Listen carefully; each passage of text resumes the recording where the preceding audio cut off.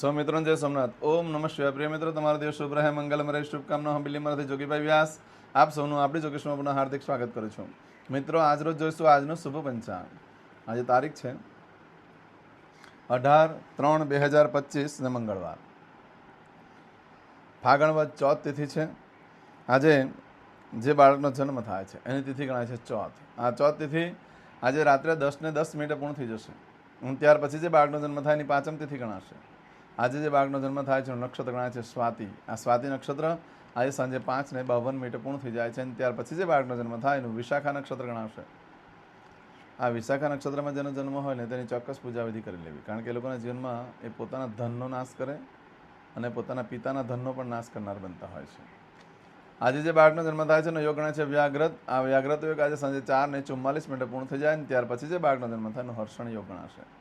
આજે જે બાળકનો જન્મ થાય છે એનું કરણ ગણાય છે બવ. આ બવકરણ આજે સવારે 8:52 પૂર્ણ થઈ જાય અને ત્યાર પછી જે બાળકનો જન્મ થાય એનું બાલવકરણ ગણાશે. આજે જે બાળકનો જન્મ થાય એની રાશિ ગણાય છે તુલા. તુલા રાશિનો અક્ષર આવે છે ર ને ત. તુલા રાશિનો સ્વામી શુક્ર ગણાય છે. મિત્રો, આ તુલા રાશિ આજે આખા દિવસમાં કોઈ પણ બાળકનો જન્મ હોય બધાની રાશિ તુલા ગણાશે. આ તુલા રાશિ 19 તારીખે બપોરે 2:07 પૂર્ણ થાય છે, એટલે ત્યાં સુધી જે બાળકોના જન્મ થાય બધાની રાશિ તુલા ગણાશે. આ રાશિ, તિથિ, નક્ષત્ર, યોગ, કરણનું બહુ મહત્વ છે. યોગ્ય પ્રમાણે પૂજાવિધિ થઈ ગઈ હોય તો જીવન સરળ બની જાય છે. આજે જે કોઈ મારા સબસ્ક્રાઇબ મિત્રો, અમારા ઘર પરિવારમાંથી સદસ્યો, એ લોકોને કોઈની પણ વર્ષગાંઠ હોય યા મેરેજ એનિવર્સરી હોય, એ બધાને મારી ઘણી ઘણી શુભકામના. તમારા જીવનમાં ખૂબ પ્રગતિ થાય. ભગવાન શંકર તમારી બધી મનોકામના પૂર્ણ કરે, હું સોમનાથ દાદાને પ્રાર્થના કરું છું. પરંતુ મિત્રો, આજના સવારમાં ઉઠી આજનું શુકન કરી લો તો જીવન સરળ બની જશે. આખું વર્ષ તમારું સારું જશે. મારા સબસ્ક્રાઇબ મિત્ર, અમારા ઘર પરિવારમાંથી કોઈ પણ સદસ્ય આજે કોઈ જગ્યા પર ઇન્ટરવ્યૂ આપવા જઈ રહ્યા છે, કોઈ નોકરી ધંધા માટે જઈ રહ્યું છે, કોઈ પરીક્ષા આપવા જઈ રહ્યું છે, આજના દિવસે કોઈ યાત્રા પ્રવાસ માટે જઈ રહ્યું છે, કોઈ વિદેશની યાત્રા માટે જઈ રહ્યું છે, કોઈનું ઓપરેશન હોય, કોઈની ડિલિવરી, કોઈની છઠ્ઠીની પૂજા હોય. આજે સગાઈ ન કરી શકાય કારણ કે આજે મંગળવાર છે. પણ આવા કોઈ પણ બીજા કાર્ય કરવા માટે તમે જઈ રહ્યા હોય તો આજનું શુકન કરીને જાઓ તો શુકન કરેલું કાર્ય દિવ્ય સફળતા પ્રાપ્ત કરાવશે. આજના દિવસે એમ તો મંગળવાર છે એટલે ઘરેથી નીકળો છો ત્યારે કાકાને, કાકીને, ફોઈને, ફુવાને, મોટા ભાઈને વંદન કરીને નીકળો તો સારી સફળતા મળે. આજના દિવસે કૂતરાને ઘઉંની ભાખરી, ગોળ, ઘી લગાવીને સાંજના સમયે ખવડાવવાથી ભય, રોગ, શત્રુ બાધા પર વિજય પ્રાપ્ત થાય છે. પરંતુ કૂતરાને ઘરમાં લાવશો નહીં, નહીં તો ઘરમાં ભય, રોગ, શત્રુ બાધા ઊભી થશે. આજના દિવસે કોઈ પણ કાર્ય તમે કરવા માંગો છો તો એના માટે પણ શુભ સમય હોય છે. એના માટે શુભ સમય છે આપણે જોઈ લઈએ. સવારે 9 થી બપોરે 1:30 સુધીનો સમય શુભ રહેશે. બપોરે 3 થી સાંજે 4:30 વાગ્યા સુધીનો સમય શુભ રહેશે. સાંજે 7:30 થી રાત્રે 9 વાગ્યા સુધીનો સમય શુભ રહેશે. રાત્રે 10:30 થી આવતીકાલે મળસ્કે 3 વાગ્યા સુધીનો સમય શુભ રહેશે. આ સમયગાળા દરમિયાન તમે કોઈ પણ કાર્ય કરો છો તે કાર્યમાં તમને દિવ્ય સફળતા પ્રાપ્ત થાય છે. પરંતુ મિત્રો, આજના દિવસે તમારી કોઈ પણ વસ્તુ ચોરાઈ ગઈ કે ખોવાઈ ગઈ તો મળવાની શક્યતા બિલકુલ ઓછી છે, નહીં મળે. આજના દિવસે કોઈ પણ કાર્યનો આરંભ કરવો શ્રેષ્ઠ છે. ખરીદી કરવા માટે પણ સારું, વેચાણ કરવા માટે પણ સારું. પણ મંગળવાર છે એટલે ગૃહ પ્રવેશ ન થઈ શકે, ભૂમિપૂજન ન થઈ શકે, વાહન ખરીદી ન થઈ શકે, સગાઈ પણ ન થઈ શકે. એના સિવાયના કોઈ પણ કાર્યનો આરંભ વગેરે કરી શકો છો તમે. આજના દિવસે ખાસ કરીને માંગણી કરવાનો દિવસ છે, એટલે જેની પાસે તમારે કંઈ વસ્તુ લેવાની નીકળતી હોય ન આપતા હોય તે લોકોને આજે માંગણી કરો તો થોડાક સમયમાં વ્યવસ્થા થઈ શકે છે. ઇન્ટરવ્યૂ આપવા માટે શ્રેષ્ઠ છે. માર્કેટિંગ કરવા માટે પણ શ્રેષ્ઠ છે. આજના દિવસે જે દીકરીના લગ્ન થયા હોય અને લગ્ન પછી પ્રથમવાર પોતાના પિયર આવી હોય અને પિયર આવ્યા પછી જો આજે પ્રથમવાર ફરી પાછી લગ્ન પછી સાસરે જાય છે તો એ ખૂબ સાસરામાં સુખી થાય છે અને સાસરામાં પણ સુખ સંપત્તિ વધે છે. આજના દિવસે નવા વસ્ત્ર ધારણ કરવાથી માતા સાથે મતભેદ થઈ શકે છે, સ્ત્રીઓ સાથે મતભેદ થઈ શકે છે, પાર્ટીનું આયોજન થાય, જમવા જવાનું થાય, સારી જગ્યા પર સારું ભોજન મળી શકે. પરંતુ મિત્રો, આજના દિવસે જે ભાઈઓના લગ્ન ન થયા હોય એ લોકોના વસ્ત્ર ધારણ ન કરશો તો છોકરી જોવા જવામાં જશો તો ભૂલ પડશે. એટલે આવું બધું જે ફળ છે એ આજે તમને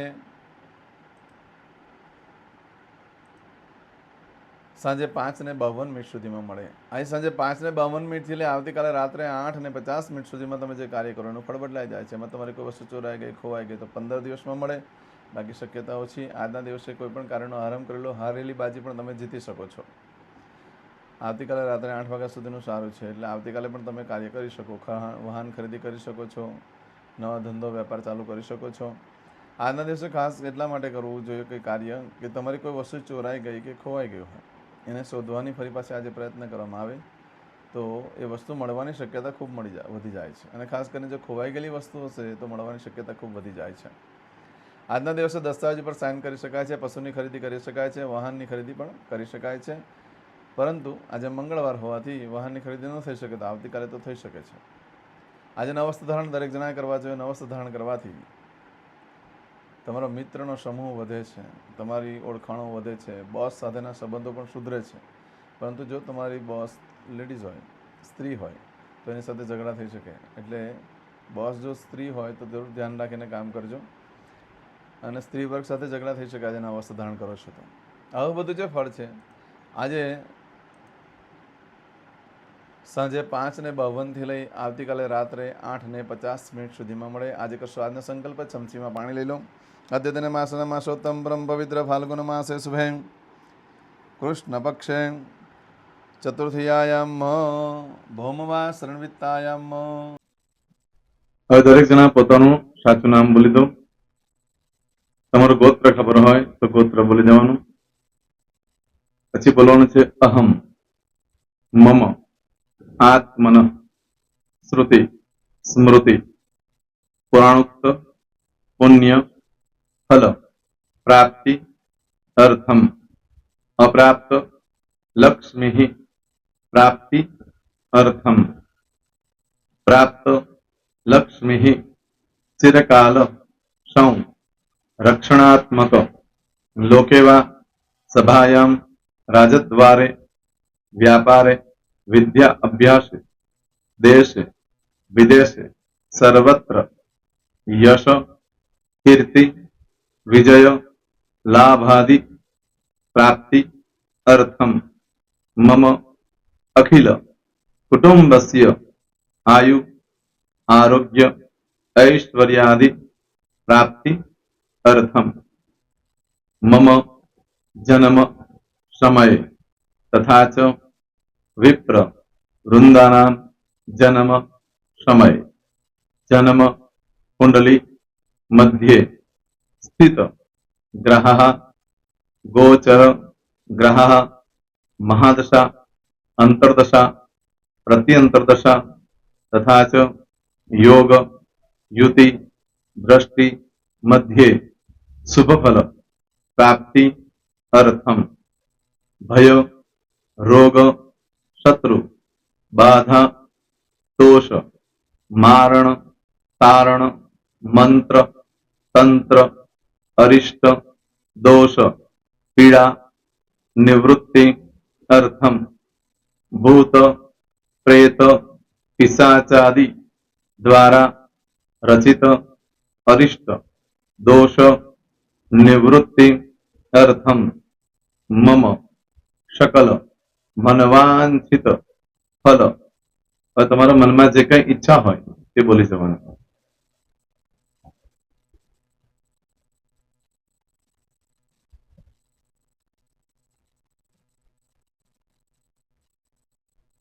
બોલવાનું અનુસારતઃ सकल मनवांछित फल प्राप्ति अर्थम. હવે જે બરકતની પૂજા વાળા છે એ લોકો તો આ બધું બોલવાનું જ હોય છે, એ લોકો માટે કોઈ સ્પેશિયલ નથી. પણ જે લોકોએ હવે જે કહું છું તે લોકોએ જ બોલવાનું. જેના લગ્ન થઈ ગયા હોય એ લોકોએ બોલવાનું છે. મમ દાંપત્ય જીવન મધ્યે સુખાકારી પ્રાપ્તિ અર્થમ પુત્ર પૌત્રાદિ સંતતિ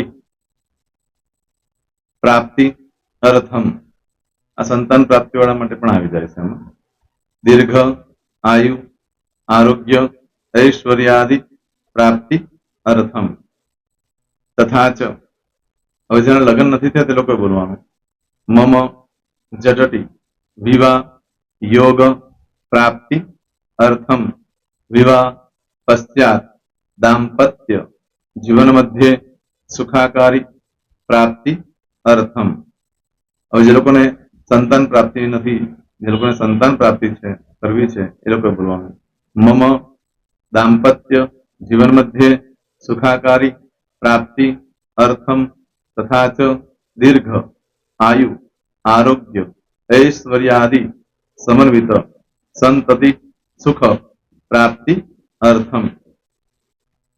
હવે જે અભ્યાસ કરી રહ્યા છો છોકરા વિદ્યાર્થીઓ છે તે લોકોએ બોલવાનું છે મમ વિદ્યા અભ્યાસ મધ્યે ઉત્તરો ઉત્તર પ્રગતિ ઉન્નતિ સાનુકૂલતા પૂર્વક દિવ્ય સફળતા પ્રાપ્તિ અર્થમ। હવે જે લોકો વિદેશમાં જવા માંગતા હોય કે સીટમાં જવા માંગતા હોય મતલબ ભારત દેશની બહાર જઈને ધંધો વેપાર કરવા માંગતા હોય એ લોકોએ અથવા વિદેશ જવા માંગતા હોય કાયમ માટે એ લોકોએ બોલવાનું છે मम जटटी विदेश गमन योग प्राप्ति अर्थम विदेश गमन कार्य मध्य सानुकूलता पूर्वक दिव्य सफलता प्राप्ति अर्थम। आरोग्य वाला बोलવાનું છે જેને આરોગ્યની પૂજા આપેલી હોય એ લોકોએ એમ તો દરેક જણા જ બોલવાનું છે બોલો મમ આયુ આરોગ્ય ऐश्वर्यादि प्राप्ति अर्थम।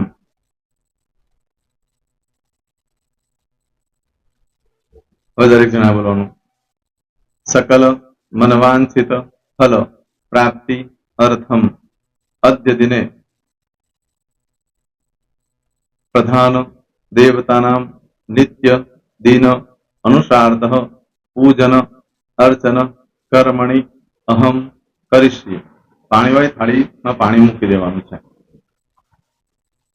હવે તમારી બધી પૂજા જે મેં આપેલી છે એ પૂજા થઈ જાય અથવા તો તમે રોજ પૂજા કરતા છો મારી પાસેથી નથી લઈ ગયા એ પૂજા થઈ જાય પછી ફરી પાછી ચમચીમાં પાણી લેવાનું અહીંયા વિડીયોને સ્ટોપ કરી દેવાનું પૂજા પતે એટલે પાછું આગળનું કરવાનું છે એ વિડીયો સ્ટોપ કરી દેવાનો અને પૂજા પતે એટલે બોલવાનું છે વિષ્ણવે વિષ્ણવે વિષ્ણવે નમો નમઃ વિષ્ણુ સ્મરણ સર્વમ પરિપૂર્ણ અસ્તુ।